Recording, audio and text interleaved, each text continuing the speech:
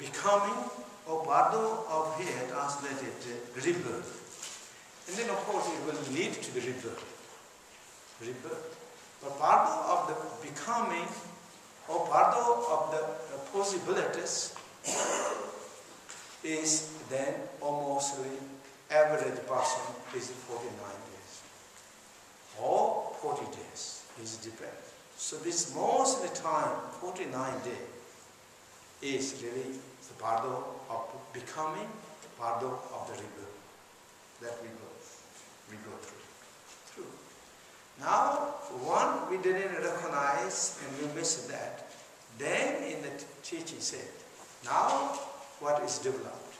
Now we, even though our physical gone, the true physical gone, but now you developed, suddenly formed as mental body. Mental body is similar as in our dream body. We in the dream, we go many different places. That time we're not really going our body, the physical body. We're going dream body or mental body. This time, now we are going with the often known as dream body. Also mental body. Mental body has what it has. It don't have the physical body among the 5 aggregates. But 4 aggregates there. So there is feeling, there is perception, conception, and conscious aggregate. So in a way, you have 4, among the 5 aggregates, you have 4 aggregates. Now, this 4 aggregate, this is called mental body.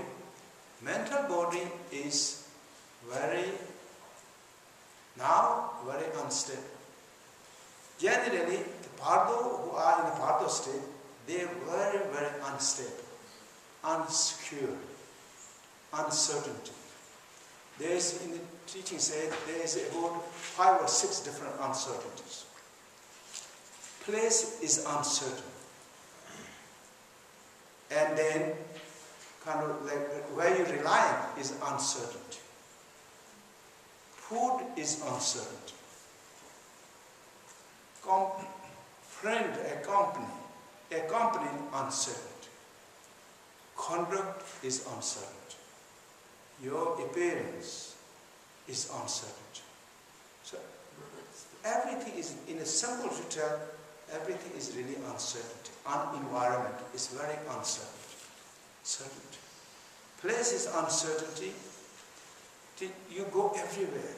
There is no, it's so light, as like dreaming. So light, you can, moment you think, that moment you're there. And there's no also blockage. You can go through the walls. You can go through the earth. You can penetrate anything. Anything. Except Buddha Gaya and the mother's womb in the teachings. They're karmically connected to mother's womb, then you can go through.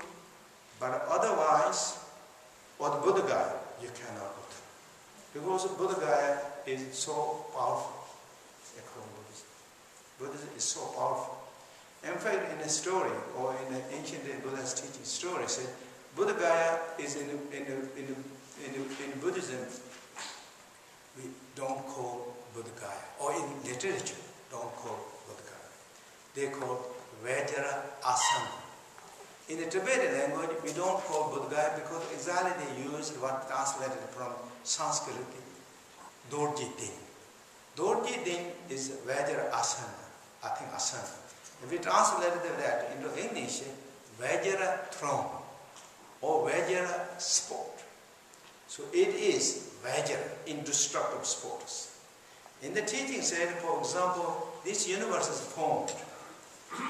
First is formed, is staying, then is decline, then is gone. But even this universe is completely gone. This very universe where we have, this earth is gone with fire and water and wind. But Buddha Gaya and there is free spirit, free sport will still stay in the space as like gold. as bowl. Bowl, or in Tibet, or in the teaching they use called like the golden bowl, hanging, looks like hanging golden bowl in the space. Like similar way, the Buddha Gaya, and there is a few other spots.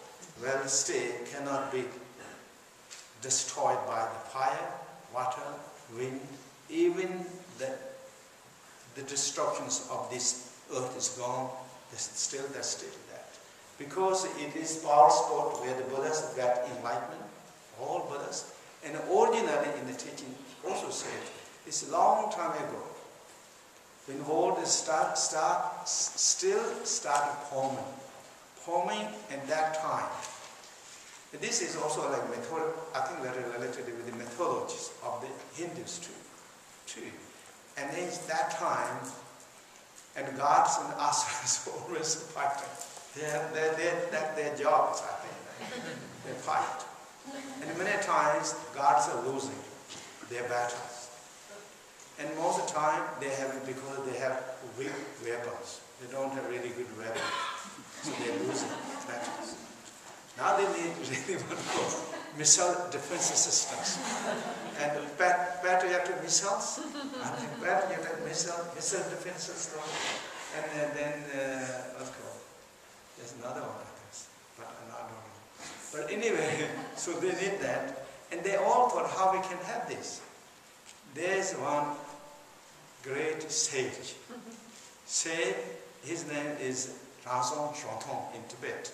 Shotong means drinking yogurt. And so this Rishi Shotong, his bones completely Vajra. His bones are really Vajra.